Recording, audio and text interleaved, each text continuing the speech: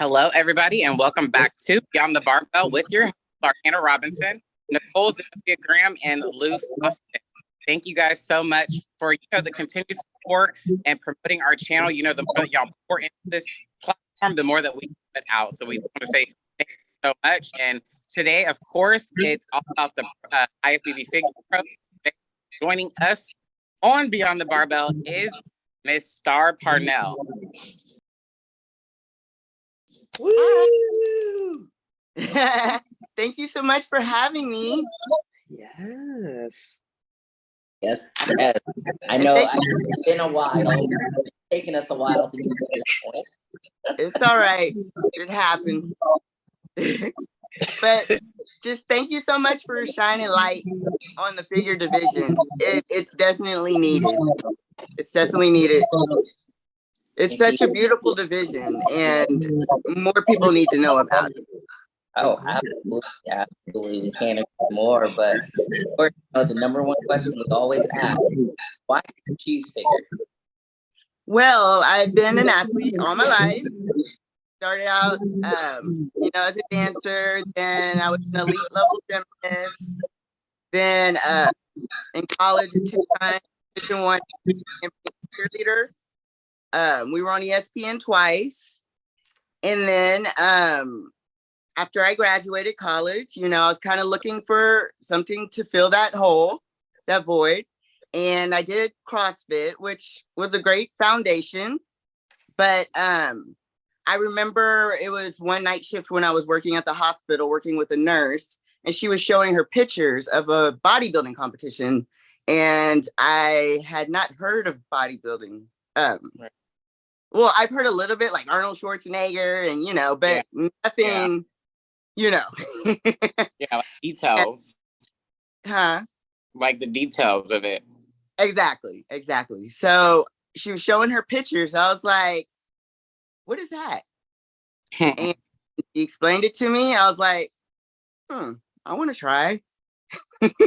And so did my first, trying to do my first bikini competition. And decided that I love the stage and everything. However, I wasn't able to get lean enough. And, I've always had that gymnastics back. And yeah, so after that, we were like, let's try to bump up to figure, to the figure division, next division up. And I fell in love from that point on with the whole X frame, the whole just balanced, beautiful muscle, looking feminine while you're doing it. It's the posing. It's just all like, it's so poetic to me. Right. Yeah.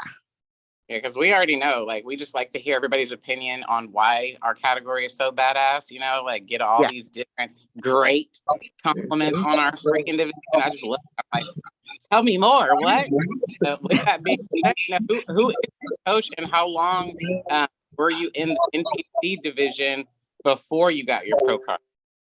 So my coach now is Laylo with Team Armor in Houston, Texas. And it took me 7 years to get my pro card with like a year and a half off in between. Because I thought I hated it for a little bit, life happens. Right. And just, you get kind of tired of going around in circles and everything, but like, it's all a journey. It's all a lesson. I wouldn't change the amount of time that it took for the world because it's taught me a lot about life. Right. So it does. Absolutely.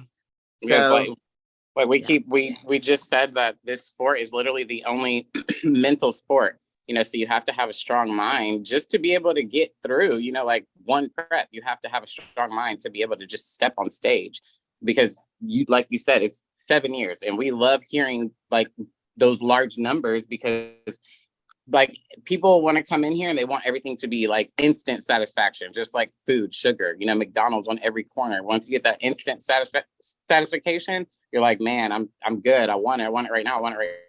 but you're showing people that no, like it's a journey. You have to enjoy the journey, and there's things that you have to learn along the journey for you to receive that pro card. Because if you get that pro card too soon and you didn't learn those lessons, you're just going to be a pro. You know, nothing, you're not going to grow from there. You're just, all right, cool, you're a pro, but now what are you going to do with that pro card? So I'm glad here, you know, that not, I know that's a long time. I know it's tough, but I'm happy that you stuck through it. And, you know, you did get to the beginning of your end goal, which you ended one thing. Now you're restarting another thing, your pro journey.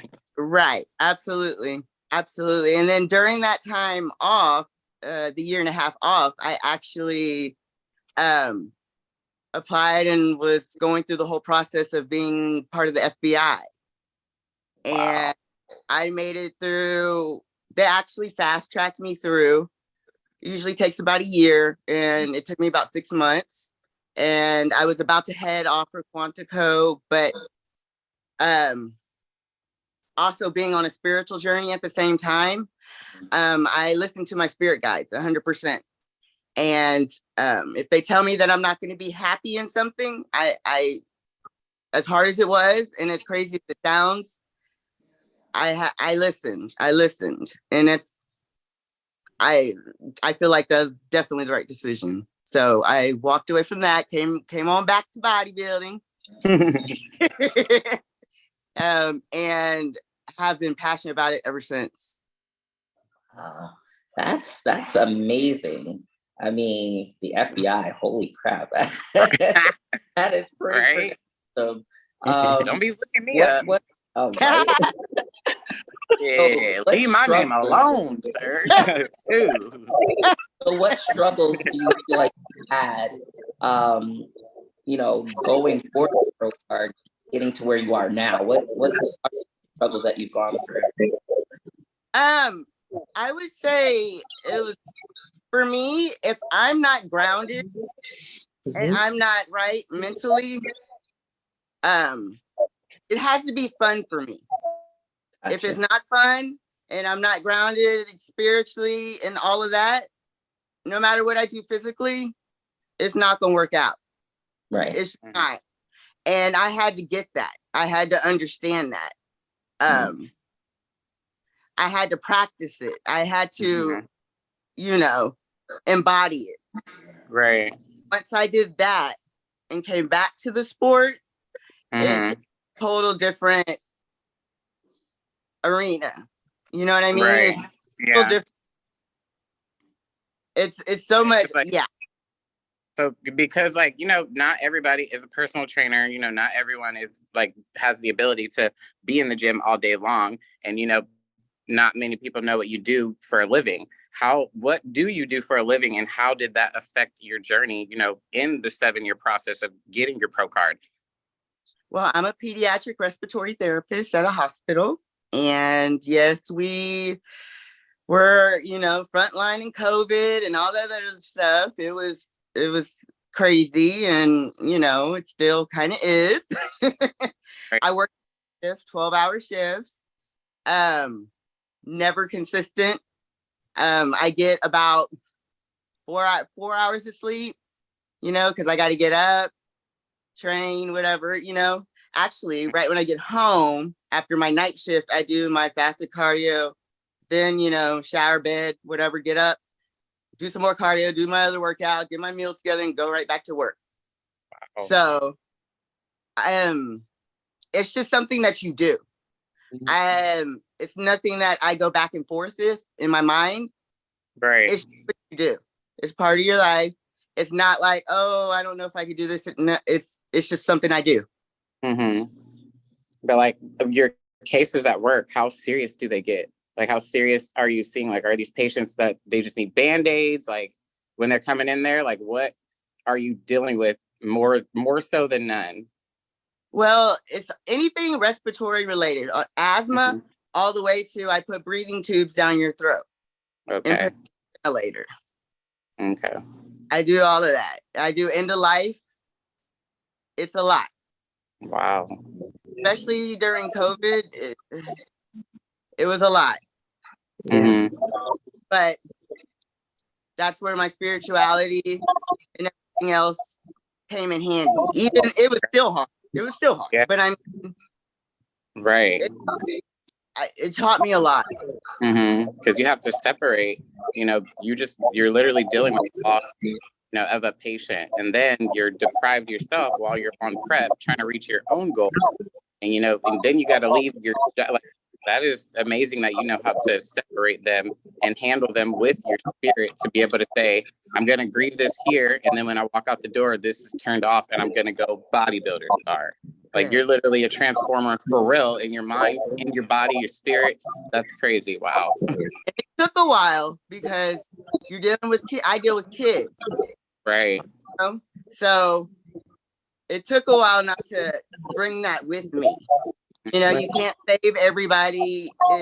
That was hard. That was hard to grasp. But I don't want to say the word it got easier all the time. It got more doable, say. Right. To be able to separate the two. Yeah. It's almost like it took 7 years, like for you to, like you said, to be grounded, to be able to, like you said, accept it. This is your lifestyle. This is what you're going to be dealing with for the rest of your life. So it's not easier. It's the fact that now you're learning to live with what you're facing every day. So that's, you're strong. You are so strong. Yeah. Wow. Yeah. Like my food stuff, I'll put it in my pocket. I have chicken and rice in my pocket. Pull it out in the hallway. Mind your business. Yes, I'm eating. And do what I gotta do. Well, that's when you honestly say that there is no excuse not to get your meals in. Like she said, in her pocket, in a baggie. I do. Tell us a little bit about the show that you won, or the road for you to get your pro card. Like, tell us a little bit about the show that you got your pro card in. Let us know. Just tell us about it. So at that show, I was with my new coach, Lalo. And that prep was actually the best prep I've ever had. And that's because mentally, I had fun. I made it fun. I didn't stress myself out about anything. It is what it is. You know what I mean? If I made a slight mistake or something, let it go. It's fine. You know what I'm saying? You'll be fine. And I just stayed consistent, I would say, more so. And just, didn't trip the whole time. I wasn't stressed at all the whole time. And it was really an amazing experience. I mean, even when I got on stage or whatever, I was just so calm and comfortable and just, it's such a good headspace. Yeah. Just, right. I knew spirit had me. I knew that I was connected. I knew that whatever's meant to be will be, and just do what you do. I like to be as me. If you like me, you like me. If you don't, hey, it is what it is. Right. And Sandy ended up liking me that day. Good. Terrible. How was the stage, like, in stage time compared to the, like, NPC? Like, what's the difference that you feel between the NPC stage and the NPC National stage? The NPC National stage just seemed quicker. It was a very well-ran show. It was the NPC Nationals in Florida, Orlando, Florida. And it was everything, I had no complaints. It was beautifully ran. Everything went smoothly. They were getting them out there, getting them off, And I mean, I had no complaints. It was very smooth. So, I mean, that's the best when it's smooth. I mean, I think that's one of the biggest things, that we've seen as of late is, athletes being rushed, off the stage, but also keeping in mind, yes, there are a lot of you guys during nationals. So of course we want to do everything in a timely manner, but I think the biggest thing is just that basically making sure that everything is ran smoothly. Right. And to say that was a well-ran show, everything just kind of fit into place where it needed to. and it was just smooth sailing. And I think that's the most important part is, you really want to make sure that you still have a good experience. Yes, I mean, obviously it's nationals and yes, it's really competitive, trying to get a pro card, but to still have a really good experience behind it. So that's important. Right. Absolutely. So that whole experience and I just made it like being at Disney World, it's a magical place, everything's magical. So I just thought about it, like that, and it just made that my experience. That's good, because most people will compare themselves all the time. They're always going towards the negative side versus, man, I did 100 push-ups today, and yesterday I was only able to do 50, and you're finding the fun, which is what's important in the sport. Because if it's not fun for you, you're not going to stick to it, because like we keep saying, it's a mental sport. This is literally the only sport that you're going to have to tap into that brain power, man. Like, come on, Pinky, and the brain has to come. So the fact that you can activate all of that and, and be happy doing it with a sport that does require a lot of sacrifice, a lot of, suffering. It really is suffering, but in a good way.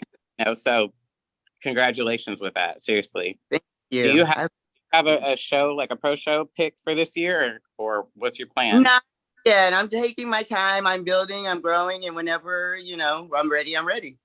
Mm-hmm. Ain't nothing wrong with that. I say stage is always going to be there. It's not going anywhere. When you're ready, not only just here, but up here, most important. Yes. Then do what you got to do. But there's no rush. Never is. Absolutely. Absolutely. Yeah. So I'm just excited and I'm grateful and I'm humble and, just ready to keep moving forward on this journey. What did it like whenever you won your pro card? Like, what was the feeling that you got? Because 7 years, that's a long time. It is. And you, like you said, you felt like you were literally going in the same cycle. Like, man, when is it going to change? When am I going to get my pro card? Is it going to be this year? And y'all, she's talking like as if she doesn't have a amazing physique. Her back is wide as F. Like Nicole's going to hook y'all up and show her picture. I'm going to show you a picture.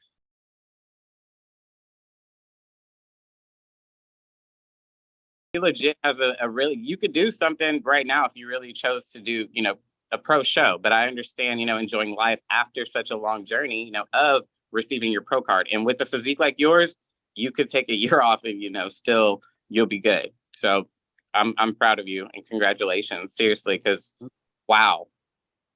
Thank you. That means a lot. It does.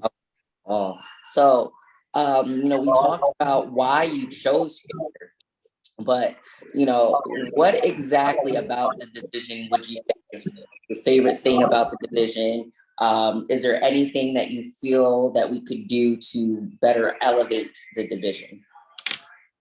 What I love about it is the balanced frame. You're not just bigger on the lower body, you're not just bigger on the upper body, you're balanced. Right. And I'm all about balance in my life, balance everything. Come on, hallelujah. Can we get a 10-second praise break for that?